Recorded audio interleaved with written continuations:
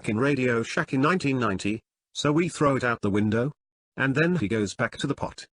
The radio hits some guy on the head. This guy happens to be Thomas Spangolter. So Thomas Spangolter becomes the Terminator and goes up the stairs. "I will be back," he says in the macho Australian voice of his, with big robot pecs. No longer was he the nerdy musician Nerdy Robot famous for the album Random Access Memories. Now his eyes glowed red with passionate love and he had big atomic mucles, right lol.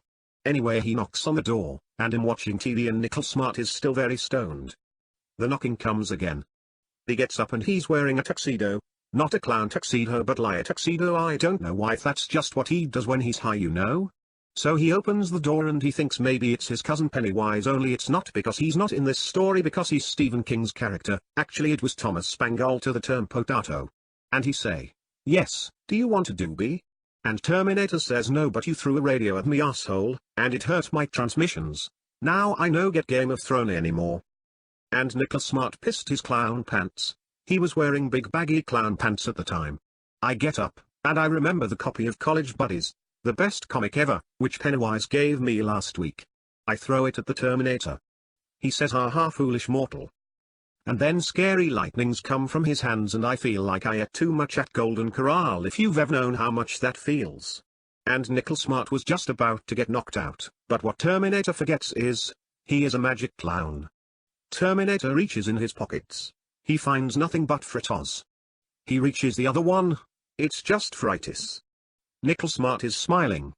Meanwhile, he is to punch Nickel's rat, but Nickel Smart knows that Terminator's whole arm just disintegrates into Fritos.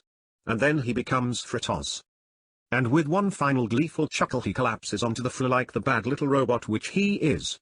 And Nickel Smart had beaten him, and then he eats all the Fritos. And we had a good laugh about this. What a silly fellow. Thomas Spangolter was dead and could no more equals making them go past beats, but he was Terminator killer robot, so it's okay. And I asked Nickel Smart, "What is the best comics?"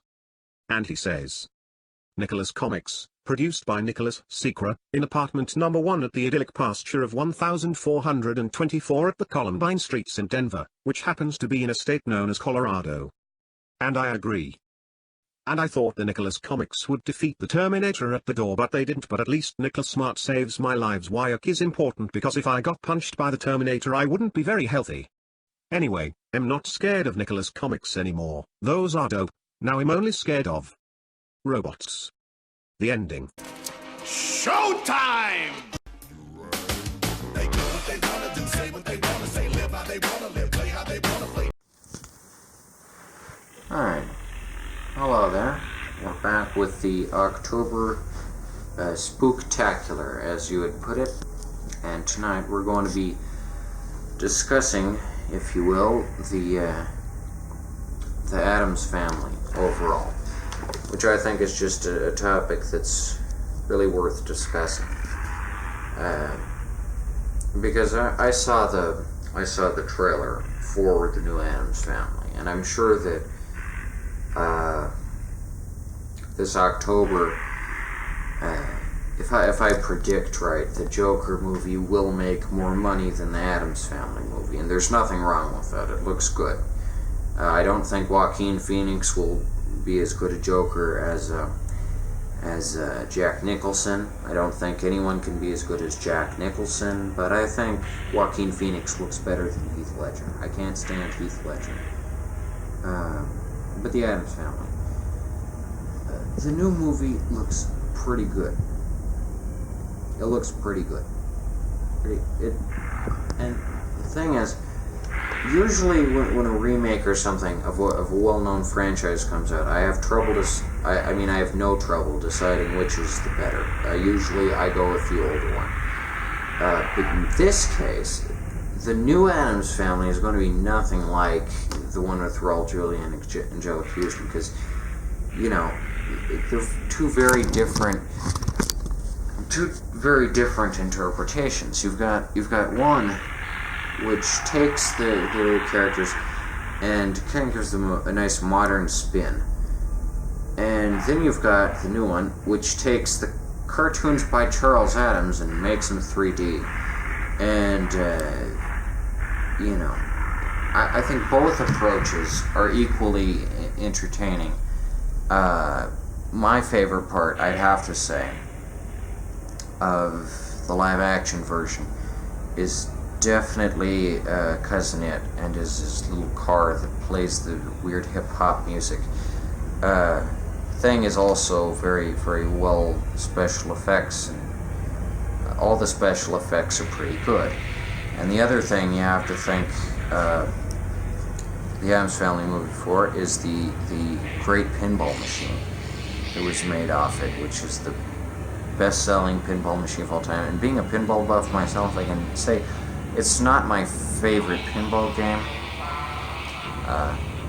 but it is a lot of fun, and it's a good pinball game. My favorite is Creature from the Black Lagoon, and I'm also very partial to Bonsai Run. But when it comes to fun 90s classics, Addams Family is a sheer delight. My favorite part is how a thing pops out of the book. That's a very nice touch.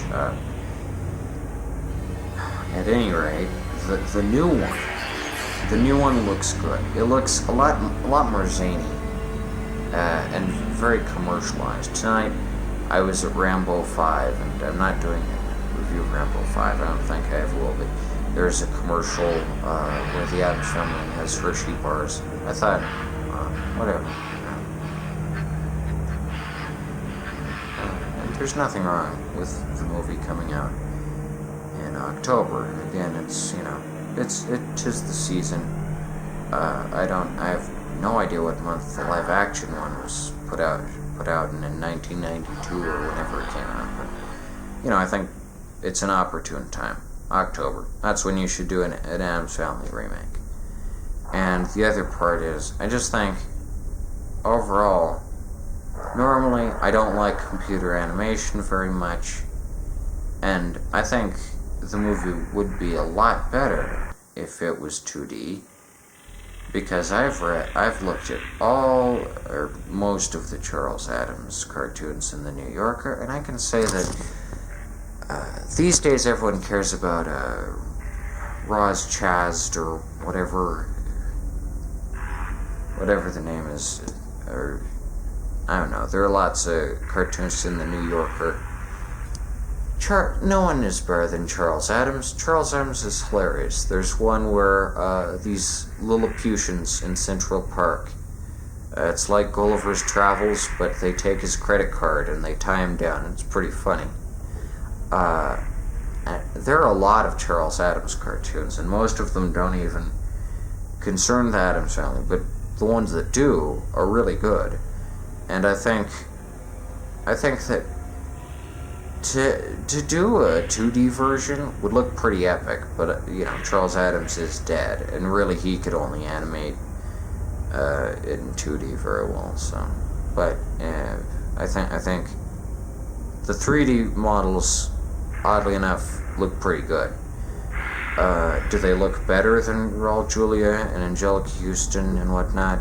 Again, it's just two sides of the same coin. I can't say I like either version more than the other. They both look pretty good. Will this one be more faithful to the cartoons?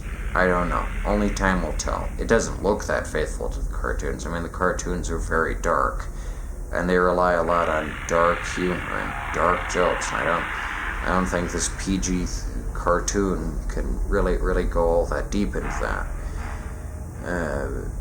Because what's implied is that, it's a very dark world. And again, one thing I also don't like the TV show that much from the 60s. I'm not very partial to that. It's kind of cheesy, and the acting isn't that good. Definitely not as good as the Raul Julia version. And I'd say Lurch is acted pretty well in the 60s TV show. I don't know how much talent it really takes to play Lurch, but Lurch is pretty good in the 60s version. I mean, he's also good in the live action version, so I guess. But then you've got the Munsters, which I can't stand because they are obviously a ripoff of the Addams Family. My gosh, what a blatant ripoff, and I can't stand. But the Addams Family is so much better. It's so less in your face, so much more just dark and edgy and moody and gothic and everything. And there's a mythos. And the amount of dedication and universe building Charles Addams was able to put in with just these one-panel little cartoons in the New Yorker, seriously astonishing. The book I read for an intro as to the cartoons, the only the ones with the Addams Family, it was called the Addams Family, an Evolution, and with an I, not with an O, and it was a fun book because it's split up into different sections covering Winston Pugsley, Morticia Gomez, Lurch, Thing. And originally Thing wasn't a disembodied hand, he was just something with a hand that would pop out of something, but it wasn't like just a disembodied hand, which I thought was kind of an interesting trivia. And then there's Uncle Fester, and I think in the live action version, Uncle Fester is definitely great. Christopher Lloyd's great as Uncle Fester. Also, the subplot with Tully. That's a good way to connect to, just kind of interestingly connect the Addams Family to the normal world and whatnot. I think the plot is interesting. I mean, everything about it pretty much is a lot of fun and interesting. World building, everything, very good. Christopher Lloyd, as Uncle Fester, lots of fun. And Uncle Fester is supposed to be the character who best represents Charles Addams with his kind of macabre sense of humor, and that they're both kind of fat. And then you've got what Charles Addams describes as Uncle Fester's great coat, which is what he carries around all the time. Very fun cartoons overall. The cartoons, of course, are the best. They're the most close to the source material you can get. Very, very, very, very fun. But then you've got, the adaptations. And as for the live-action version, it's pretty close. It's pretty close to perfect. That's like a good Halloween movie. And I think it's one of those '90s movies that really deserves more than one watch. I mean, I've seen it maybe 8 times, and it really doesn't get old. It's a lot. The new one, though. How's the new one look? It looks okay. I don't think I'm going to hate it. I don't know if I'm going to see it. I don't even know if I'm going to like it. I probably don't really want to go to see it. I think the Raul Julia version is good enough. I don't think the new one is going to be bad by any means, but I just don't think I need to see another version of him, because I've already. I get the franchise. No need to reintroduce it to me. But as far as the model and everything goes, it looks pretty cool. I mean, it looks pretty cool. You got the Morticia's dress becomes spiders and whatnot. Pretty neat special effects and whatnot. And I feel like it can be a lot more cartoony. And in this version, although I don't think the cartoons themselves were ever that cartoony. I think they were always pretty dark. Not so much slapstick action with, you sunk my battleship in the trailer or whatever. I don't think that would ever really be in the cartoons. I mean, there's one where Pugsley's got a boat in the park and it's like a torpedo and it's oozing black oil from it. That's the kind of stuff that it would do. Pretty morbid. I think part of what made the cartoons really appealing is the juxtaposition between like the normal world and then you have Pugsley or Uncle Fester or Gomez or whatever just in this situation, and then the other type of cartoon would just be at the Addams Mansion, not involve the real world. But I think the trouble with both adaptations really is that there's not enough of their interactions with the normal world. I mean, I guess there are in the live action one. Yeah, there's just enough in the live action one to make it interesting with Tully and whatnot.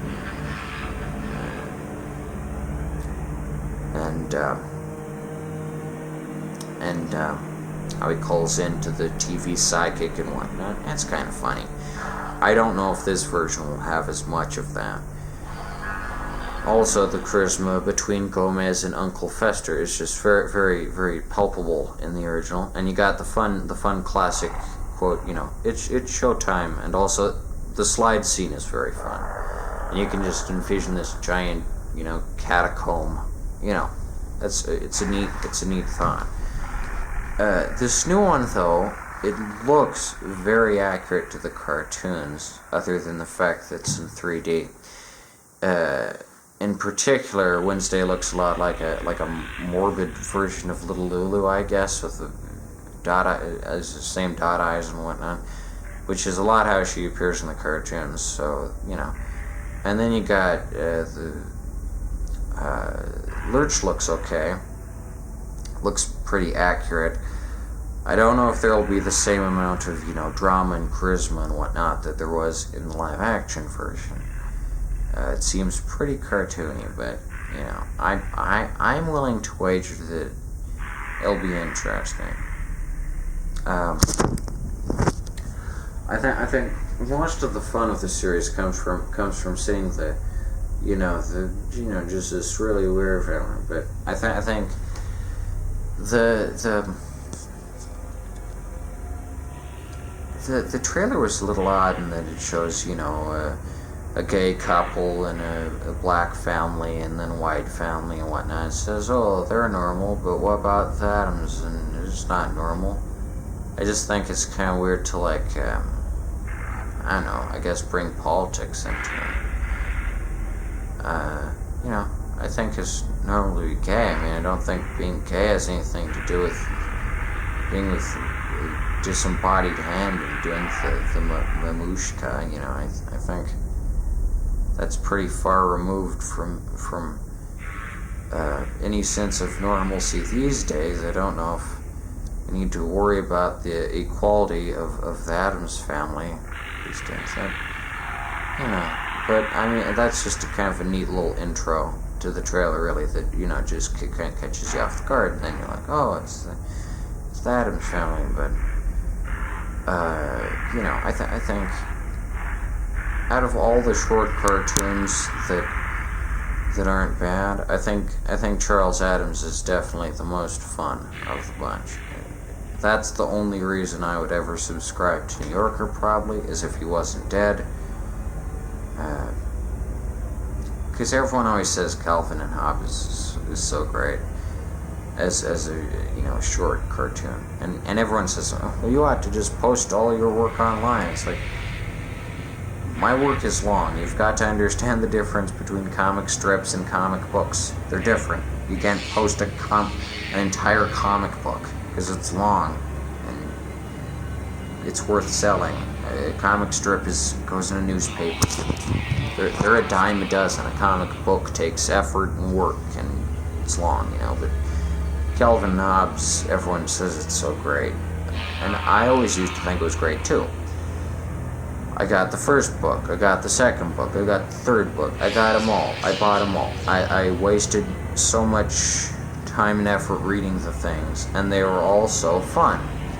And then I thought, I ought to, I can't wait to see in the newspaper some news strips, because I've got all the ones that are reprinted. And then I realized, oh, Bill Watterson is a lazy bastard, and he's in retirement, and his excuse is he's the J.D. Salinger of cartoon.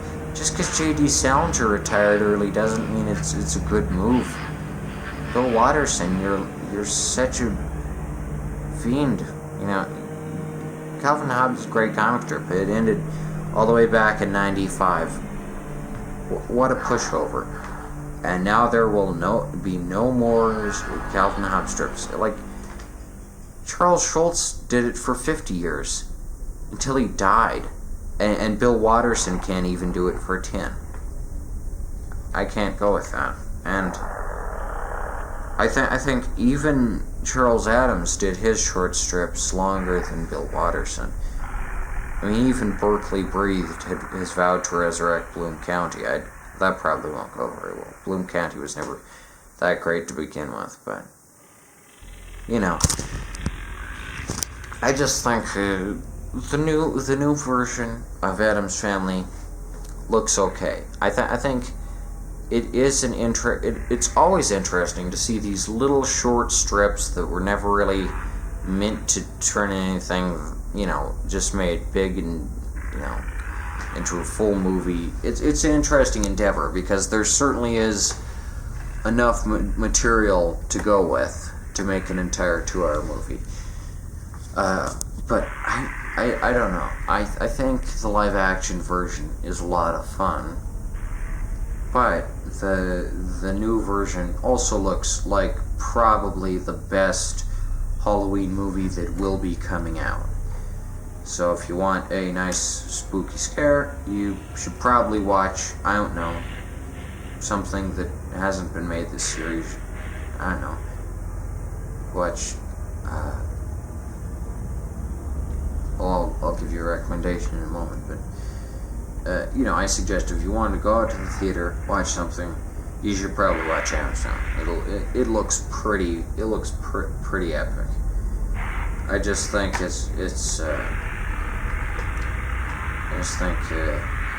Raul Julia is dead, and there's Addams Family, then Addams Family Values, and then there's Addams Family Reunion. And I remember I had this VHS tape. I think it was for Casper, the movie Casper, and I used to watch it all the time, and I got bombarded with these previews. After a while of seeing something on a VHS tape, you start to go numb to it.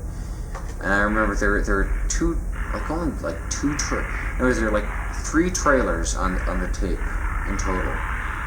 There was one for Mary-Kate and Ashley's movie Billboard Dad, which nobody remembers exists, and then there was a trailer for this movie from I don't even know what studio, called Quest for Camelot, and nobody remembers that one exists either, because it was not a very good cartoon. And then I remember the third one that always came on time after time after time was the Addams Family Reunion, which looked just not good. And I think that's the only thing that Tim Curry was probably ever bad in.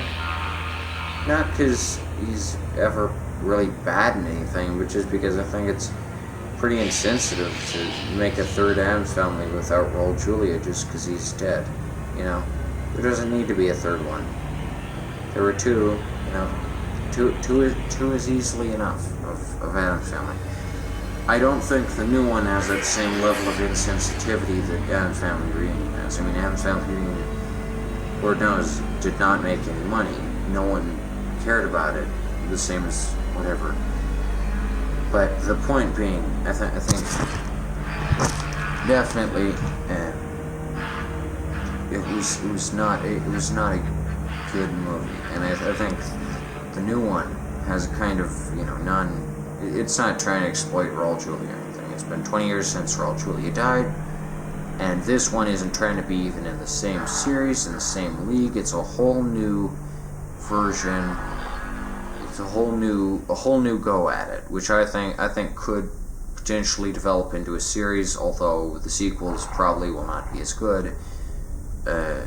You know, and overall, I think it sounds like a pretty neat endeavor, and whoever's buying, I don't even know what movie studio's behind it. I don't even care. I just saw the trailer for it, and I was like, oh, interesting. You know, this isn't the kind of movie that I hate. It's just a fun, you know. I think in particular it doesn't look that pretentious. It just looks like a decent telling of the characters and whatnot. And again, I mean, it is interesting to try and have a nice visual deal, you know, or it's less paid attention to how the mamushka's choreographed and everything than just like how did Charles Addams draw it. You got the goofy-ish noses, you got the dot eyes, and you got the whatnot, and you know, there's a lot of attention paid to it. And from the poster alone, you can tell, well, you know, they studied the cartoons a lot, and they kind of committed it to memory. I don't think it needs to be in 2D. It would be a lot funner if it was in 2D. It would be a lot spookier and a lot, you know, more macabre. But as it is, it looks pretty good. And I don't think, you know, I just think it looks like a lot of fun. And again, at the beginning of this review, I said, you know, normally when there's a remake of something, I don't like it. But in this case, since it's not so much a remake as it is just like it, and I think there are different ways to interpret Addams Family cartoons, since it's all based on cartoons and not on, you know, the Addams Family movie wasn't an original idea to begin with. This looks like, since it's a totally new undertaking of it and original and, you know, just everything, I feel like they're about even, just in different ways, very different ways. One has this interesting, fun universe built into it, and another one kind of goes back to basics, looks at what made the cartoons interesting, and tries to the best of its ability to go at that with a nice, you know, less, I don't know. I think overall they're about even. I give both of them 8 out of 10. Both very fun movies to watch around the holiday season. And let's see. As of last time on this program, I encourage all you fellas to go out and have a look at Nighttime to Terror. My recommendation this week as to what you should watch around the Halloween season is Extraordinary Tales by Guillermo del Toro. I saw it in theaters. I had the opportunity to see it in theaters. Amazing. Five great Edgar Allan Poe stories. Edgar Allan Poe was a pretty chill dude. He was on drugs all the time, but that's what makes his stories so excellent. And just very, very neat animation. Each story is ending differently. It's a little bundle of spooks and scares. I'd say my favorite has gotta be Telltale Heart, because they salvaged this old recording of Bela Lugosi reading it. They animate it, black and white.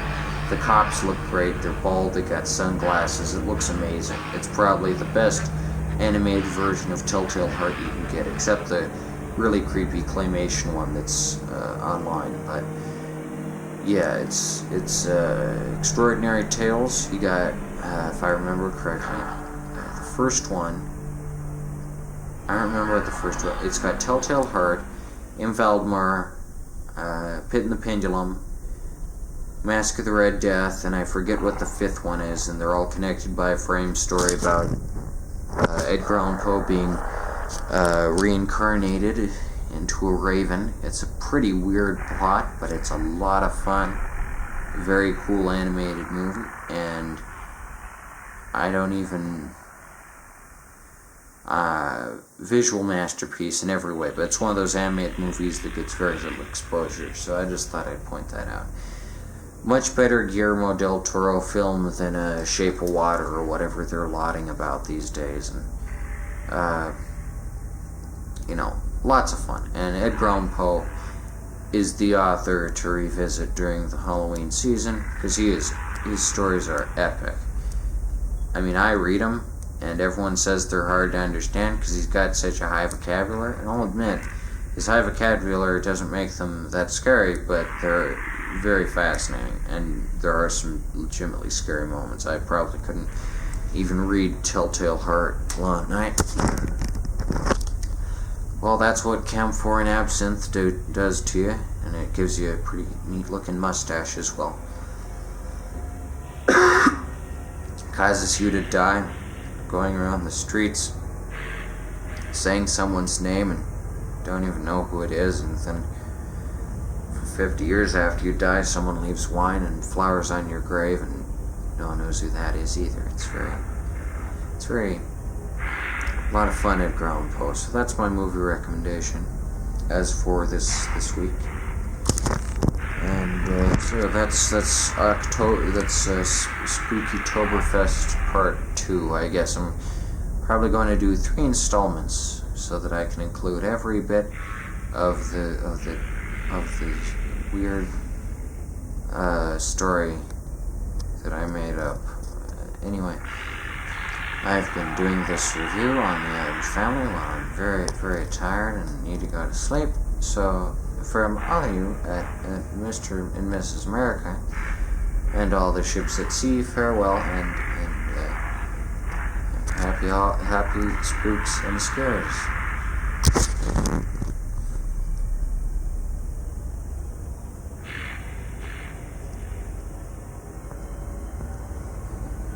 Hello?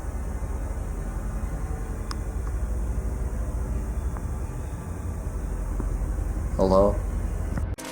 Showtime!